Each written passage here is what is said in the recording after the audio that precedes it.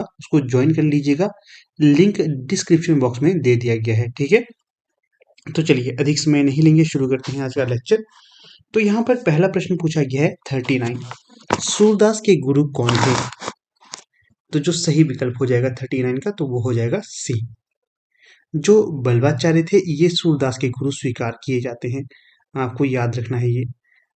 LT वालों को तो पूरा अवगत है, परंतु फिर भी थोड़ी सी इतिहास यहाँ पर आपको बता देता हूँ। जो सूरदास थे ये भक्ति काल में जैसे पता है आपको, भक्ति काल दो भागों में विभक्त था। एक था अपना निर्गुण काव्य, एक था सगुण काव्य। जो सगुण काव्य के अंतर्गत कृष्ण भक्ति काव्य धारा थी, उसके प्रवर्तक के तौर पर सूरदास जाने जाते हैं। ठीक है, तो इनके गुरु थे बल्वाचार्य। थोड़ा सा और आपको पढ़कर बता देता हूँ। सूरदास हिंदी साहित्य में भक्ति काल के कृष्ण अष्ट छाप कवियों में अग्रणी हैं। महाकवि सूरदास वात्सल्य रस के सम्राट माने जाते हैं। किस रस के सम्राट माने जाते हैं? वात्सल्य रस के सम्राट माने जाते हैं। सूरदास ने भगवत के 12 स्कंदों पर 1.25 लाख पदों की रचना की, जिनमें से अब 500 पद ही उपलब्ध हैं, जो सूर सागर में संकलित हैं। ऐसा माना जाता है कि सूरदास जन्मांध थे, लेकिन इस विषय में अभी भी मतभेद है। आगरा के समीप गौघाट पर इनकी मुलाकात बल्वाचार्य जी से हुई थी और वे उनके शिष्य बन गए। बल्वाचार्य ने ही उनको पुष्टि मार्ग में दीक्षा देकर कृष्ण लीला के पद गाने का आदेश दिया था। बहुत इंपॉर्टेंट प्रश्न है ये। ठीक है, आपका आपने ध्यान रखना, आपको डायरेक्ट इनडायरेक्ट परीक्षा में पूछा जा सकता है ये। फिर प्रश्न संख्या देखिए 40, यहाँ पर क्या पूछा जा रहा है? तो प्रश्न संख्या 40 में पूछा जा रहा है, छंद पढ़ते समय आने वाले विराम को क्या कहा जाता है? जब आप छंद पढ़ते हो उस समय जो विराम आता है उसे क्या कहते हैं? तो जब आप छंद पढ़ते हो उस समय जो विराम आता है उसे कहा जाता है यति। क्या कहा जाता है? यति कहा जाता है उसे। ठीक है, ध्यान रखना आपने। छंद में नियमित वर्ण या मात्रा पर सांस लेने के लिए रुकना पड़ता है। क्यों रुकना पड़ता है? नियमित वर्ण या मात्रा पर सांस लेने के लिए। इसी रुकने के स्थान को यति कहा जाता है। किसे यति कहा जाता है? रुकने के स्थान को यति कहा जाता है। छोटे छंदों में साधारणतः यति चरण के अंत में होती है, लेकिन बड़े छंदों में एक ही चरण में एक से अधिक यति या विराम होते हैं, तो इसका भी आप ध्यान रखिएगा। अगला प्रश्न है यहाँ पर 41 में क्या पूछा गया है?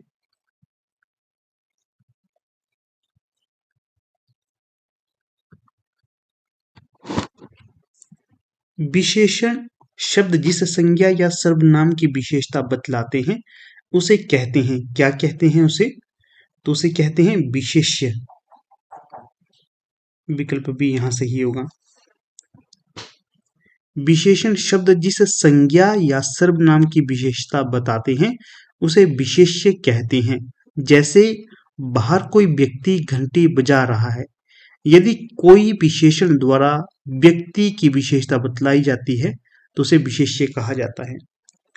प्रश्न संख्या 42 तो पूछा गया है, प्राचीन शब्द विशेषण के किस प्रकार में आता है? सार्वनामिक, परिमाणवाचक, संख्यावाचक या गुणवाचक? 42 में जो सही विकल्प हो जाएगा तो वो हो जाएगा विकल्प डी, गुणवाचक। प्राचीन शब्द गुणवाचक विशेषण है।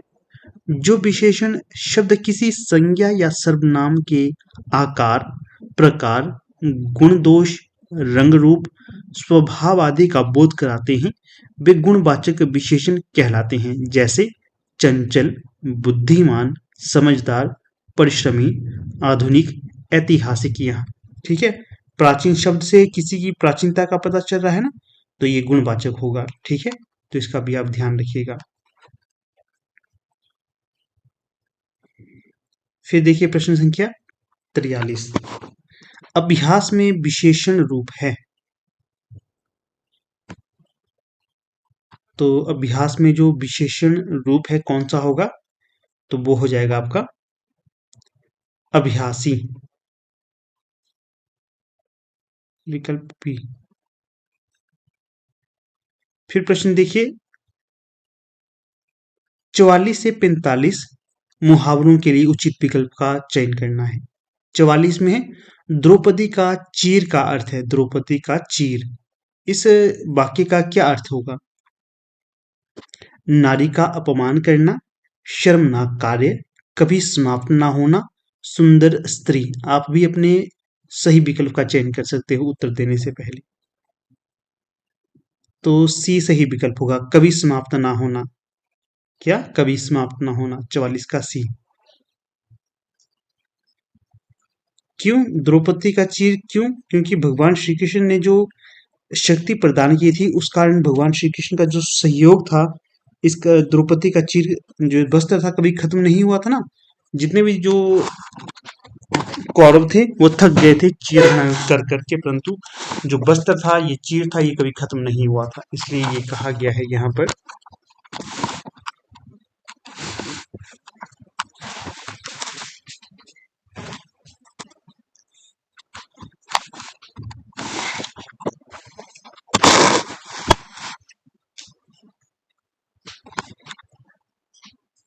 फिर प्रश्न संख्या है 45। यहाँ पर क्या पूछा गया है? कूप मंडूक होना। क्या अर्थ है कूप मंडूक होने का?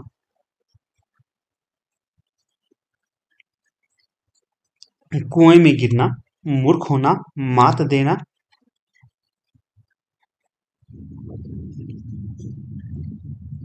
कहाँ चला गया वो प्रश्न? हाँ, कूप मंडूक होना। क्या अर्थ होगा इसका? कुएं में गिरना, मूर्ख होना, मात देना, सीमित ज्ञान या सीमित अनुभव होना। तो जो 45 का सही विकल्प हो जाएगा तो वो हो जाएगा विकल्प डी, सीमित ज्ञान या सीमित अनुभव होना। ठीक है, तो सही विकल्प हो जाएगा यहाँ पर डी।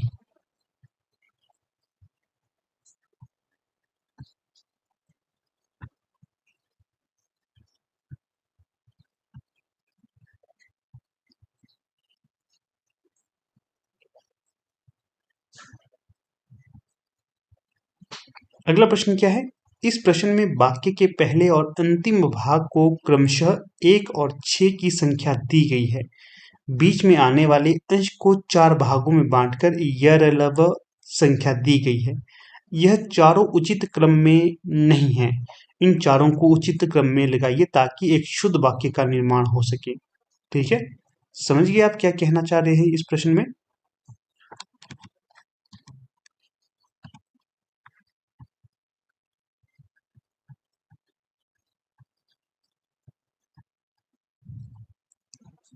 तो एक क्रम में लगाने हैं ये सारे। जैसे सामाजिक जीवन में क्रोध की जरूरत बराबर पड़ती है।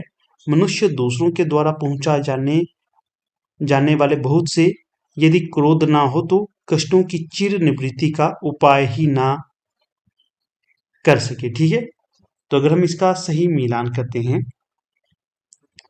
तो ये होगा सही 46 में। तो वो किस प्रकार से होगा? देखिए, नंबरिंग कर लेते हैं यहाँ पर।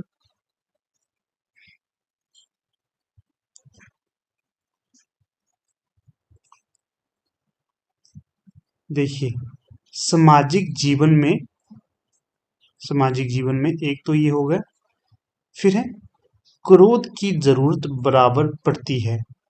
ठीक है, विकल्प ए सही हो जाएगा यहाँ पर। ये क्रम ठीक होगा। सामाजिक जीवन में क्रोध क्रोध की बराबर बराबर जरूरत पड़ती है। फिर होगा यदि क्रोध ना हो तो, फिर आएगा र, मनुष्य दूसरों के द्वारा पहुंचाए जाने वाले बहुत से कष्टों की चिर निवृत्ति का उपाय ही ना कर सके। ठीक है, इस प्रकार से ये क्रम बनेगा। लिख लूं मैं आपको यहाँ पर। देखिए, पहले आएगा य, फिर ल, फिर र, फिर ब, ये क्रम आएगा। ठीक है, फिर अगला देखिए, अगला क्या है? 47।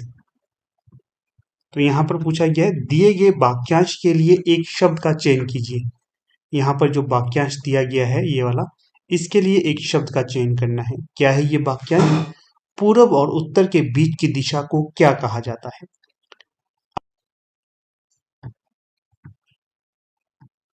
तो प्रश्न संख्या है 47। तो यहाँ पर जो सही विकल्प हो जाएगा तो वो कौन सा होगा? तो सही विकल्प हो जाएगा यहाँ पर ईशान। पूरब और उत्तर के बीच की दिशा को ईशान कहा जाता है। 47 का सही विकल्प होगा बी। अगला प्रश्न है 48 में पूछा गया है वलय शब्द का अर्थ चिन्हित कीजिए। तो 4 विकल्प दिए गए हैं, इनमें जो सही उत्तर होगा तो उसका आप चयन कर लीजिए। तो सही हो जाएगा 48 का गोलाकार घेरा। फिर प्रश्न संख्या है 49, नीचे दिए गए शब्दों में से अव्ययी भाव समास का चयन कीजिए। अव्ययी भाव समास का चयन करना है। तो जो 49 में सही विकल्प हो जाएगा तो वो हो जाएगा आपका आजीवन। ये अव्ययी भाव समास होगा। फिर प्रश्न संख्या है 50, ठीक समय पर आ जाना में कौन सा कारक होगा। ठीक समय पर आ जाना, इसमें कौन सा कारक है। तो 50 का जो सही विकल्प हो जाएगा तो वो हो जाएगा आपका अधिकरण।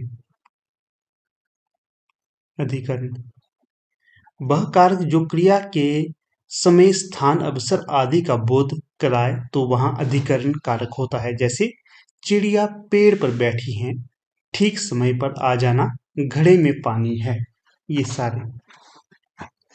फिर है 51, यहाँ पर क्या पूछा गया है मंदिर मंदिरा युग्म का उपयुक्त अर्थ वाला युग्म कौन सा है। मंदिर और मंदिरा, इसका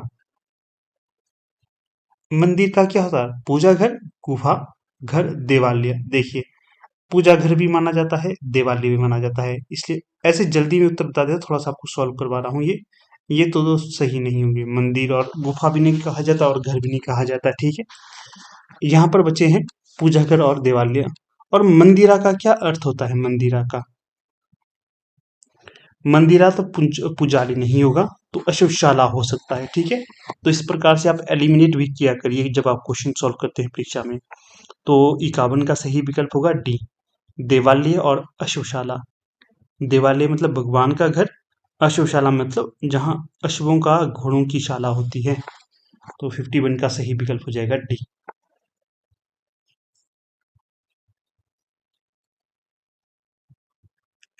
फिर प्रश्न संख्या 52, निम्नलिखित में से मिश्र वाक्य है, तो बताइए दिए गए विकल्पों में से कौन सा मिश्र वाक्य होगा। 52 का सही विकल्प, तो 52 का जो सही विकल्प हो जाएगा तो वो हो जाएगा विकल्प डी, जो ही वह घर से निकला वर्षा होने लगी। 52 का डी।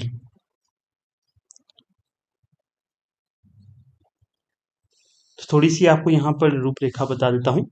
जिन वाक्यों में एक प्रधान उपवाक्य हो तथा दूसरा आश्रित या गौण उपवाक्य हो तथा दोनों वाक्य आपस में जब तब जहां वहां अगर तो इत्यादि से जुड़े हों तो उन वाक्यों को मिश्र वाक्य की श्रेणी में रखा जाता है। जैसे ज्यों ही वह घर से बाहर निकला वर्षा होने लगी, राम नहीं आता तो गीता चली जाती, जहां राधा नाचती है वहां भीड़ जुट जाती है। तो ये रखने आपने तथ्य याद, जो भी मैंने आपको एक्स्ट्रा तथ्य बताए। तो अगला प्रश्न देखिए यहाँ पर, मिल रहा है तो बार बार। प्रश्न संख्या है यहाँ पर 53, निर्देश। प्रश्न संख्या 53 से 56 तक काव्यांश को पढ़कर निम्नलिखित प्रश्नों के उत्तर दीजिए। पढ़ लेते हैं यहाँ पर काव्यांश। आज बरसों बाद उठी है इच्छा, हम कुछ कर दिखाएं, एक अनोखा जश्न मनाएं, अपना कोरा अस्तित्व जमाएं। आज बरसों बाद सूखे पत्तों पर बसंत ऋतु आई है, विचार रूपी कलियों पर बहार खिल आई है, गहनता की फसल लहलहाई है। शायद इसी कारण आज बरसों बाद उठी है इच्छा, हम कुछ कर दिखाएं, अपना कोरा अस्तित्व जमाएं। कितना सुंदर ये कविताएं हैं, इसको याद रखनी कविता को, पंक्तियां बड़ी सुंदर लगी मुझे इसकी। तो 53 का जो सही विकल्प देखिए क्या होगा, कवि के मन में इच्छा उत्पन्न हुई। कवि के मन में इच्छा उत्पन्न हुई, डैश डैश डैश, क्या इच्छा उत्पन्न हुई। तो सही जो विकल्प होगा तो वो होगा कुछ महत्वपूर्ण कार्य करने की इच्छा उत्पन्न हुई है। विकल्प ए यहाँ सही हो जाएगा। सूखे पत्ते प्रतीक हैं डैश के, किसके किसके प्रतीक होंगे सूखे पत्ते? मन के सूनेपन के। ठीक है, प्रतीकात्मक कविता है ये। फिर प्रश्न संख्या 55, किन कलियों पर बहार का आगमन हुआ है? किन कलियों पर बहार का आगमन हुआ है? 55 का सही विकल्प बताइए। विचारों की कलियों पर। कहां पर? विचारों की कलियों पर बहार का आगमन हुआ है। फिर प्रश्न संख्या देखिए यहां पर 56, यहां क्या पूछा गया है? गहनता की फसल से कवि का क्या आशय है?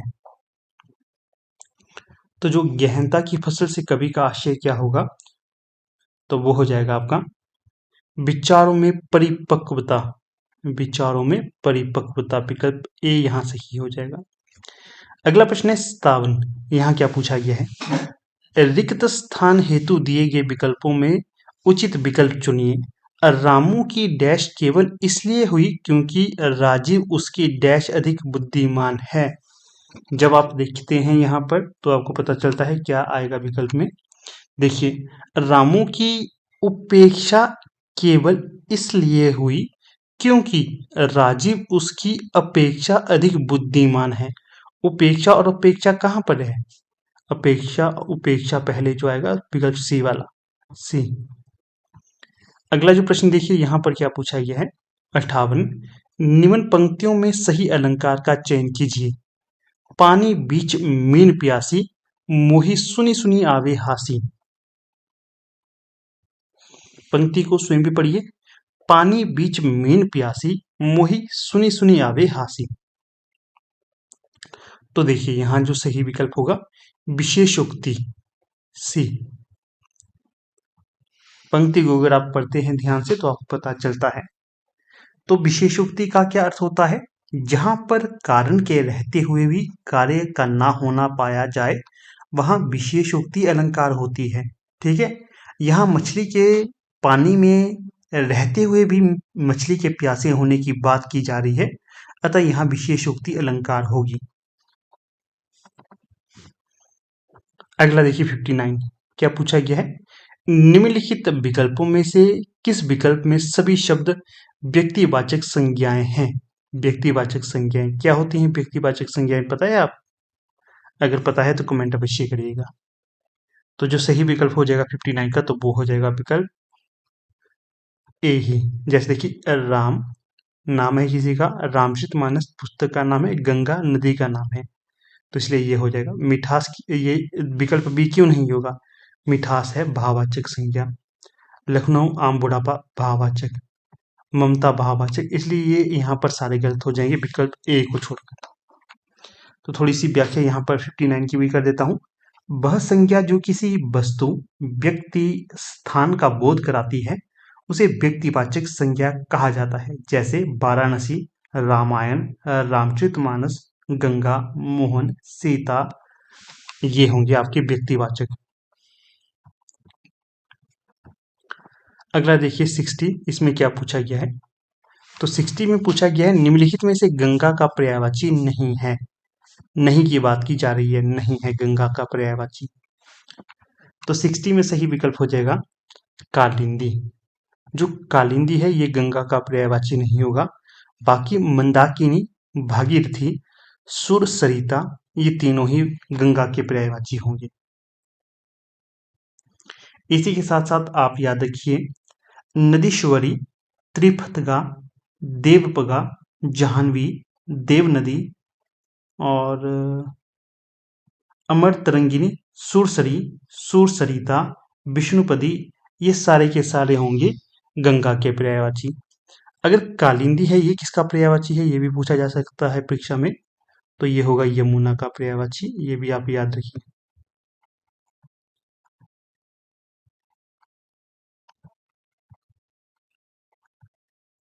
ठीक है, तो 60 का सही विकल्प होगा सी। अगला प्रश्न देखिए यहाँ 61, सही बर्तनी शब्द का चयन कीजिए।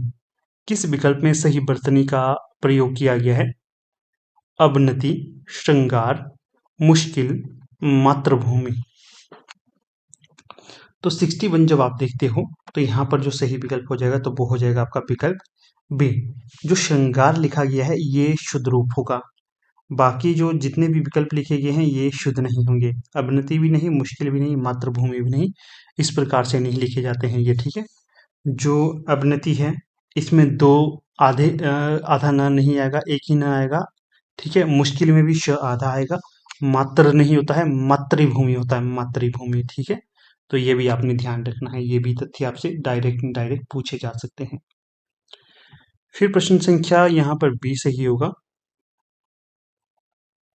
फिर प्रश्न संख्या 62, समूहार्थक शब्द चिन्हित कीजिए। समूहार्थक शब्द अर्थात समूह का भाव कहाँ से निकल रहा है, पुरुष से, स्त्री से, मनुष्य से या फिर भीड़ से। तो जो 62 का सही विकल्प होगा तो वो होगा डी, भीड़। समूह बन रहा है ना भीड़ में। फिर प्रश्न संख्या 63, आंशिक शब्द में प्रत्यय क्या है। आंशिक शब्द में कौन सा प्रत्यय है। तो जो 63 का सही विकल्प हो जाएगा तो कौन सा होगा, तो सही जो विकल्प हो जाएगा वो हो जाएगा सी, इक। आंशिक में इक प्रत्यय का प्रयोग किया गया है।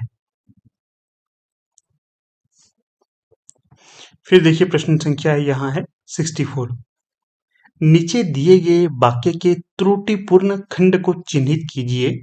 यदि कोई त्रुटि ना हो तो भाग डी, जो डी भाग को चिन्हित कीजिए, ठीक है। तो डी भाग का कोई त्रुटि नहीं है, अगर जो त्रुटि है तो वो बतानी है। पुलिस द्वारा चोरी का माल बरामद हो गया है। तो ये पंक्ति बनानी थी, इसमें जो त्रुटि नहीं, जो त्रुटि होगी तो उसका चयन करना, नहीं होगी तो विकल्प डी का चयन करना है। तो 64 का जो सही विकल्प होगा तो कौन सा होगा,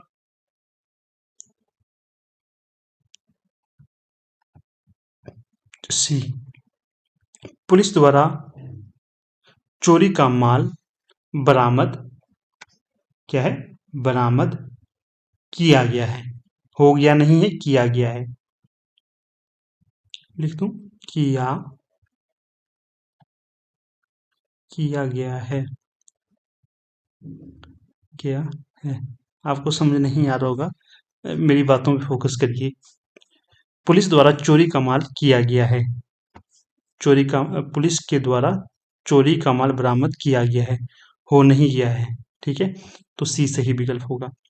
प्रश्न संख्या 65, बदुर्मी का संधि विच्छेद क्या होगा, बदुर्मी का। तो 65 में सही विकल्प हो जाएगा बदुधन उर्मी, सी। दीर्घ संधि के अनुसार ह्रस्व या दीर्घ अ, ई, उ के बाद क्रमशः समान ह्रस्व या दीर्घ ह, ई, उ स्वर आए तो दोनों मिलकर दीर्घ हो जाते हैं, जैसे धर्मार्थ, धर्म धन अर्थ, भदुर्मी, भदुधन उर्मी, नारीश्वर, नारी धर्म धन ईश्वर, ठीक है। तो ये तथ्य भी रखिए याद। फिर प्रश्न संख्या है 66, यहाँ क्या पूछा गया है, भिन्नार्थक शब्द का चयन कीजिए, भिन्नार्थक शब्द। तो 66 का सही विकल्प हो जाएगा पावक, अनल, कृषाणु, ये होंगे समानार्थ, परंतु जो अनिल है ये होगा अलग यहाँ पर। 66 का सही विकल्प होगा बी। अनिल किसका पर्यायवाची होगा, हवा का। फिर प्रश्न संख्या है 67, हर्ष का विलोम बताएं।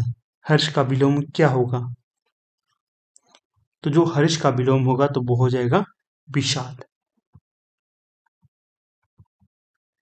खुशी, उल्लास, आनंद, ये तीनों ही हर्ष के पर्यायवाची शब्द होंगे।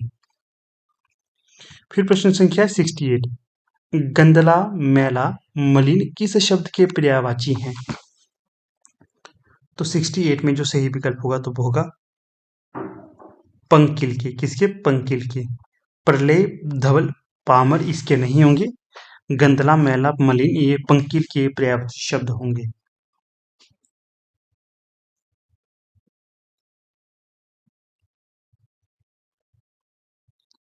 अगर बात की जाए,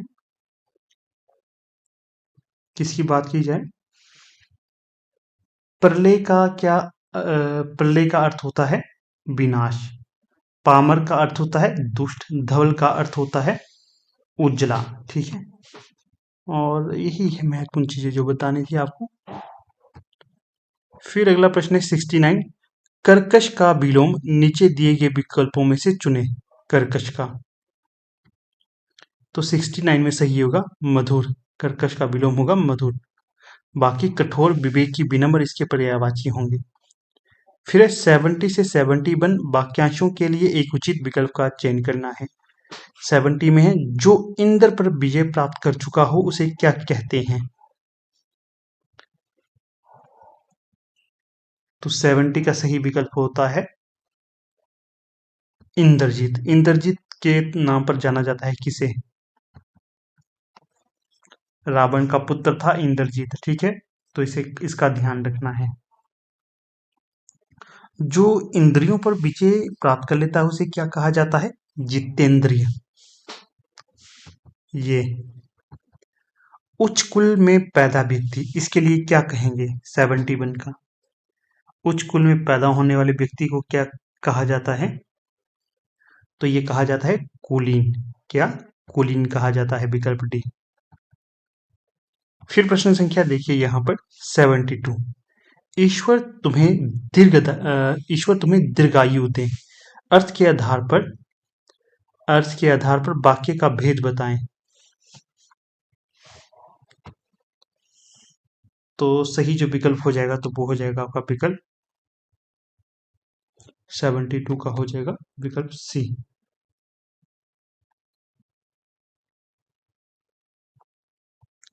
इच्छावाचक, इच्छा मिल रही है ना यहाँ पर, तो ये इच्छावाचक हो। क्या? ईश्वर तुम्हें दीर्घायु दे। जिस वाक्य से इच्छा, स्तुति, आशीर्वाद का बोध हो उसे इच्छावाचक वाक्य कहते हैं। फिर प्रश्न संख्या 73, श्री गणेश का विलोम क्या होगा? श्री गणेश का विलोम, तो 73 में होगा सही विकल्प इतिश्री। 73 का विकल्प बी। फिर प्रश्न संख्या देखिए आगे क्या है। उत्तर तालिका दिख गई, कोई बात नहीं, दिख गई। 74, फूल का पर्यायवाची नहीं है। फूल का पर्यायवाची नहीं है, कौन सा नहीं होगा दिए गए विकल्पों में से? तो 74 का जो सही विकल्प होगा तो वो होगा तनुजा। तनुजा फूल का पर्यायवाची नहीं होगा। बाकी देखिए, सुमन, पुष्प, कुसुम फूल, ये फूल के पर्यायवाची शब्द हैं, परंतु जो तनुजा है ये जो बेटी, पुत्री का पर्यायवाची होगा। ठीक है, ये भी आपने याद रखना है। प्रश्न संख्या 75, किस रस को रसराज कहा जाता है? तो किस रस को रसराज कहा जाता है? तो ये कहा जाता है आपकी श्रृंगार रस को। 75 का सही विकल्प होगा सी।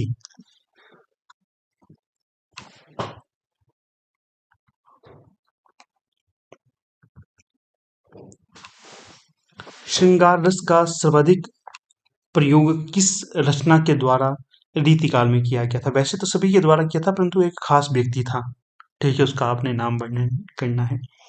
और रीतिकाल में वो कौन सा रचनाकार था जिसने वीर रस में अधिक रचनाएं रची हैं?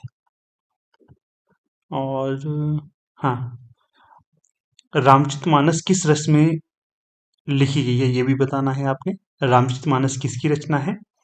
और सूरदास को किस रस का सम्राट कहा जाता है? तो ये दो चार तथ्य मैंने आपको एक्स्ट्रा पूछे हैं, तो इनका आपने जोर देकर उत्तर देना है, आपको लाभ मिलेगा। बाकी देखिए फिर से कहूंगा, अगर अभी तक आप हमारे टेलीग्राम, व्हाट्सएप इत्यादि ग्रुप्स के साथ नहीं जुड़े हैं तो उनके साथ आप जुड़ सकते हो, लिंक डिस्क्रिप्शन बॉक्स में दे दिए गए हैं। अगर आप लोग तैयारी कर रहे हैं एलटी टेट, एलटी कमीशन के लिए, तो इसके लिए हमारे ऑनलाइन बैच चले हुए हैं, आप उनमें एनरोल हो सकते हो। साथ में ही हमारी टीम के द्वारा हार्ड कॉपी नोट्स भी अब अवेलेबल करवाए जाते हैं। कोई भी अगर इंटरेस्टेड कैंडिडेट है उन्हें परचेज करना चाहता है तो परचेज कर सकता है। ठीक है, तो अधिक समय नहीं लेंगे, अब यहाँ पर अपनी वीडियो का समापन कर लेते हैं।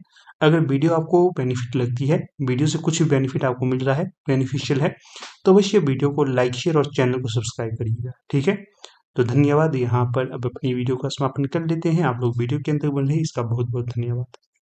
मोस्ट मोस्ट मोस्ट इंपॉर्टेंट हुआ होगा।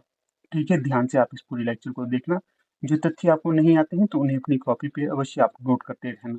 ठीक है, तो देखिए अब आगे वो चीज जो मैं आपको बता रहा था कि जो हमारा DSSB PGT Hindi, HP LT TET, GBT TET इत्यादि के लिए जो बनाया गया व्हाट्सएप ग्रुप है, इसमें आप एनरोल हो सकते हैं। ठीक है, इसमें क्या है, ये स्पेशल हमारा व्हाट्सएप ग्रुप है। पहले देखिए, पीजीटी हिंदी हो गया, DSSB PGT Hindi, HP LT TET, JBT TET. ठीक है, इनकी तैयारी के लिए स्पेशल व्हाट्सएप ग्रुप बनाया गया है। इनके साथ आप जुड़ सकते हो। ये क्या है, one time membership for 1 year, 1 साल के लिए वन टाइम मेंबरशिप है, एक बार ही देनी पड़ेगी। बहुत ही कम नॉमिनल चार्ज रखी है, मात्र 199। ठीक है, 1 साल के लिए कोई हंसते हंसते दे सकता है, ये तो बड़ी बात नहीं है। अगर जुड़ना चाहते हैं तो जुड़ सकते हैं। यहाँ पर देखिए आपको डेली स्टडी मैटर दिया जाता है। ठीक है, डेली आपको आपको इम्पोर्टेंट पीडीएफ दी जाती हैं, जो इम्पोर्टेंट बुक्स होती हैं पीडीएफ की वो दी जाती हैं। इसी के साथ हिंदी साहित्य का स्टडी मैटर दिया जाता है, जो करंट अफेयर की चीज़ें दी जाती हैं, न्यूज़पेपर की कटिंग जाती है, सारी जो भी इम्पोर्टेंट चीज़ें होती हैं ना वो आपको एक दिन में दी जाती है, जितना आप कवर कर सकें। जो इम्पोर्टेंट पीडीएफ इत्यादि कहीं हमें मिलती है तो वो भी आपको दी जाती है, ताकि आप उनका भी रिवीजन कर सकें। ठीक है, कोई क्वेरी रहेगी तो यहाँ पर स्क्रीन पे आपको व्हाट्सएप नंबर दिखाई दे रहा होगा, इस पे आप व्हाट्सएप कर सकते हो, सारी डिटेल प्राप्त कर सकते हो आप इसकी। एक और चीज़ बता दूं, इस पे कॉल नहीं होती है, सिर्फ व्हाट्सएप नंबर है, तो व्हाट्सएप ही होगा। कोई भी क्वेरी होगी तो इसी नंबर पे आपने कांटेक्ट करना है, अन्य किसी नंबर पे नहीं, क्योंकि अन्य नंबर पे करोगे तो आपकी कॉल उठाई नहीं जाएगी। यही एक आप संचार का माध्यम है। ठीक है, इस पे करोगे तो आपको रिस्पॉन्स मिल जाएगा। ठीक है ना, तो मेरे आधार पर आपके नियर डियर हैं कोई अगर जो तैयारी कर रहे हैं HP LT TET, JBT TET या फिर DSSB PGT हिंदी की, तो जो इस व्हाट्सएप ग्रुप के साथ जुड़कर अपनी तैयारी को और भी बेहतर कर सकते हो। यहाँ पर आपको स्टडी मैटर तो दिया ही जाएगा, पीडीएफ तो दी ही जाएगी, साथ में आपको डेली 1 से 2 लेक्चर आपको दिए जाएंगे, ताकि आप वीडियो के माध्यम से भी पढ़ सकें और पीडीएफ के माध्यम से भी पढ़ सकें। और चार्जेस भी बहुत ही नॉमिनल रखा गया है। कोई भी क्वेरी होगी तो ये जो नंबर दिया है इस पे आप कांटेक्ट कर लेना। बाकी देखिए, आप वीडियो के अंत तक बने रहें। बहुत बहुत धन्यवाद। लास्ट में यही कहूँगा, हिंदी पढ़ें और उन्नति करें। अगर आप हिंदी पढ़ रहे हैं इसका मतलब यह नहीं है कि आप निम्न स्तर के हैं, आप उच्च स्तर के हैं और उन्नति करेंगे आप। ठीक है, इसी उम्मीद के साथ यहाँ पर अपनी वीडियो का समापन कर लेते हैं। धन्यवाद। जय श्री कृष्णा।